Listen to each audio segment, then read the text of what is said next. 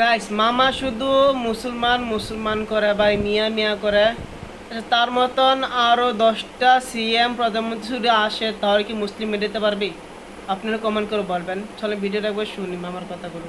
তো তার উত্তরও একটা একটা আসবে। সো উত্তরটা শোনার জন্য সবাই অপেক্ষা করবেন। ইসলাম কো মে খতম কর দুঙ্গা। মুসলিম দেখলেই তো আপনাদের একদম গা জ্বলে যায়। ভাই ওই মুসলিমরা ইসলামকে হিন্দুদের বাঁচিয়েছিল, আপনারা কেউ জাননি। কিন্তু ওই জয় শ্রীরাম বলে যারা যারা চিৎকার করেন তারা কেউ জাননি। কিন্তু ওই মুসলিমরা যারা আল্লাহ আকবর বলে তারাই যে বাঁচিয়েছিল।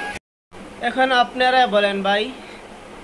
তো এখন মামা যদি আরও 10টা 20টা না কোটি কোটি মামা চলে আসে প্রধানমন্ত্রী চিফ মিনিস্টার হয়ে, তাও কি আমাদের মুসলমানকে মেরে দিতে পারবো?